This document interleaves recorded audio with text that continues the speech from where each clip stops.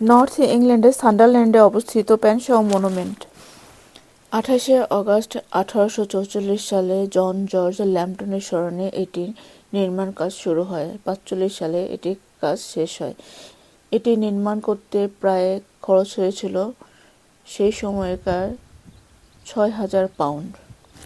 এই পেনশাও মনুমেন্টটির নকশা তৈরি করেছিলেন দুজন ব্যক্তি, যাদের নাম জন এবং বেঞ্জামিন গ্রিন।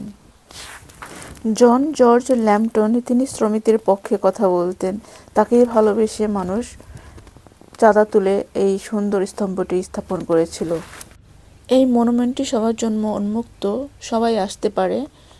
প্রবেশের জন্য কোনো টিকিটের প্রয়োজন নেই। রাস্তার ধারে আছে ফ্রি পার্কিংয়ের ব্যবস্থা, কার পার্কিংয়ের কোনো ঝামেলা নেই। সিঁড়ি বেয়ে বেয়ে উঠতে হয় ওই উপরে, দুই পাশে সবুজ, মাঝখানে সিঁড়ি। এখানে একটু বসার জায়গা আছে। উঠতে উঠতে ক্লান্ত হয়ে গেলে এখানে একটু বসে জিরে নিতে পারে এবং ওই দূরে নিচে সবুজ বাড়িঘরও দেখা যায়, দেখে নিতে পারে একটু। তা আমি খুব কাছাকাছি চলে আসছি মনুমেন্টটা দেখতে খুব ভালো লাগছে এখান থেকেও। 1939 সালে এটি ন্যাশনাল ট্রাস্টের তত্ত্বাবধানে চলে যায়। তারাই এর দেখাশোনা করছে বর্তমানে। এই উঁচুতে দাঁড়িয়ে চারিপাশের প্রাকৃতিক দৃশ্য মনোমুগ্ধকর।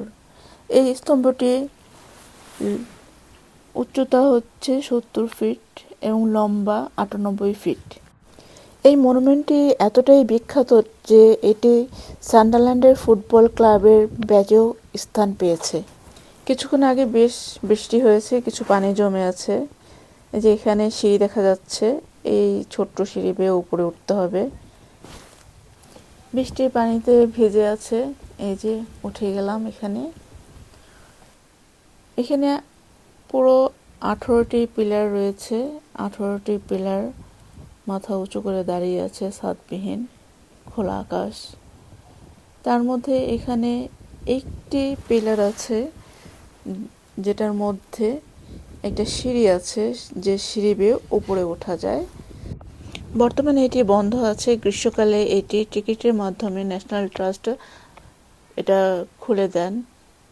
যাদের খুব ইচ্ছে এর উপরে উঠে দেখার, তারা দেখতে পারেন। তবে এখানে আসলে খুব ভালো লাগবে। এই উপরে উঠে চারিদিকটা খুব সুন্দর দেখা যায়, খুব মনোরম দৃশ্য, খুব ভালো লাগে। এই উঁচুতে দাঁড়িয়ে ওই সান্ডারল্যান্ডের স্পার ব্রিজটিও দেখা যায়। যদি কেউ আসতে চান তাহলে আমার এই ভিডিওর শেষের দিকে এখানে আসার ঠিকানা দিয়ে দিলাম। আসুন, ঘুরে যান, দেখুন, ভালো লাগবে, খুব সুন্দর। কখনো মনে চাইলে এসে দেখতে পারেন, আসলেও খুবই সুন্দর। আমি তো এখানে অনেকক্ষণ ছিলাম, অনেকক্ষণ, খুব ভালো লেগেছে যতক্ষণ ছিলাম। অনেক সুন্দর।